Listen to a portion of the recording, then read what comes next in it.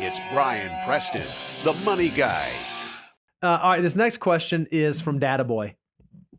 You know what data is, don't you, Bo? I think this is like Attaboy, but it's a Databoy. Oh, Right? that was a bad joke. Keep going. Is there a risk in saving too much in a 529? College cost seems like such a huge question mark. I have no idea if my kids will get scholarships or even go to college. What's the right amount to save? I feel like a lot of parents, specifically now with what's going on with like student law and all this stuff, we're thinking about college saving, but it does seem a little nebulous. How much is college going to cost? What if I screw it up? What if I oversave? What if I undersave? How do you counsel folks, assuming it makes sense for them to save to college, to start saving for college and how to do that and how to think about it? Yeah, by the way, 529's gotten better. Mm-hmm.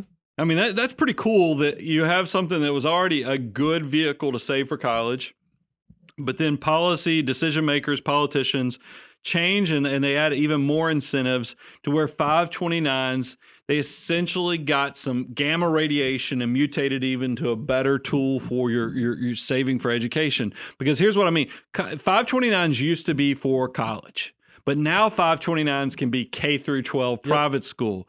529s can be used for trade school. 529s can be for the living expenses while you're at the qualified educational, institution. It can be all kind of for your supplies and other things. There is just a lot of opportunity to use 529s. So I want you to feel empowered to use these. And then I would pay attention to, because I always feel like I have to give them basics as well.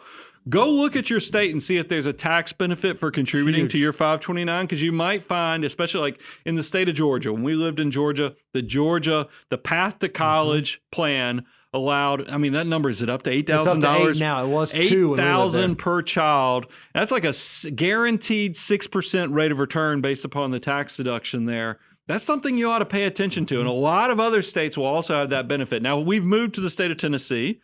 Tennessee doesn't have an income tax on individuals like that. So it didn't make sense for us to move from the Georgia to Tennessee. Plus, Georgia also had a clawback provision if you took tax deductions. You pay attention to that as well.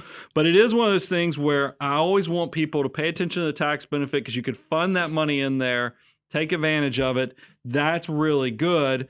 But your question, data, is that man, it sounds like Star Trek. I turned it into Star Trek.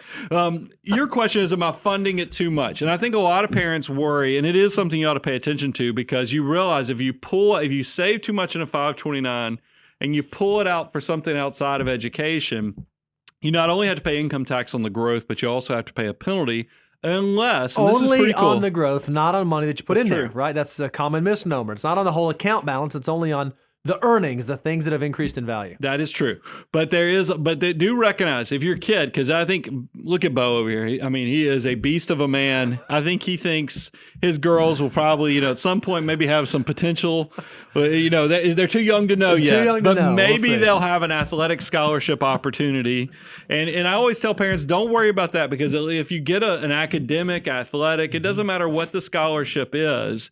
You can pull money out of a 529. Now, look, you're not going to avoid the income taxes on the gains, but you will avoid the penalty. Which is huge. And then also, don't forget, 529s have the capability that you can always roll them over to family members. So it's not uncommon. I always tell people, when you have multiple children, maybe you want to front end load that oldest child a little bit, because if you have leftover, you can always pass it down to siblings. You can even pass it to yourself if you want to go back to school at a later point. And then don't forget that your kids can even pass it down to their children, as long as they have the children by a certain age. I think it was 30. I think that's right. I'm doing this off memory. Right. It was, unless they've changed that. But it is one of those things. I think 529s have lots of opportunity. It's something you should pay attention to. Now, one last little thing to give context. Realize that's a step 8 strategy. Right. Oh, man, I was literally about to say that. Well, go ahead, finish it off. I don't want to take it all. You got to go through the financial order of operations to make sure you are at the point where you should start saving for a prepaid future expense. Meaning you've worked through all the additional steps. You've gone to learn.moneyguy.com. You've seen the financial order of operations, and you know that you're at the point where you should be saving for college. Once you've then done that, here's the tactical answer to how much should I save. You got to figure out an estimation of what total college costs are going to cost. Now, you don't know where your kid's going to go to school, but you can say, okay, they can go to public school, private school, in-state, out-of-state, And you can come up, there's tons of research out there with what it costs now. You can assume, okay, if it goes up by this much every year, what it's going to cost when they get there. You can then come up with a total amount of college costs, and then you back into just using a fancy little time value of money financial calculator. How much do I need to save to get to that number if I want to pay for 100%? Or maybe I don't want to pay for 100%. Maybe I want to pay for 75% just in case. Maybe I want my kid to have loans. Maybe I want to cover 50%. And I think that's the right way to think through how much to save. Again, this is one of those great analogies. Early on when you're saving for college, it's like throwing horseshoes. You're just trying to get close.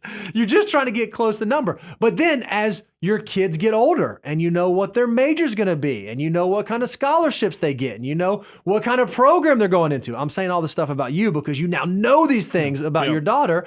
It becomes much easier to save for college because you can do that. When they're babies, you're just trying to kind of figure out loosely what the number is, loosely what the savings goal should be, and then you hone and refine it through time. Now, this is something I'm more of a cautionary thing, but I'm not going to give you because by the way, I'm in the process of figuring this out I have a senior in high school.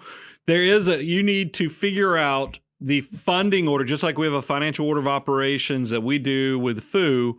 There is an order of operations that you need to pay attention to on when you take 529s in conjunction with the tax credits that you get for education. You need to coordinate those things because if you do it wrong, you might find, oh no, since I took the tax-free growth on the 529, I don't qualify for maximizing this tax credit. Pay attention to those things. That's more of what your financial planner would do is kind of coordinating those two benefits so you maximize all opportunities available to you.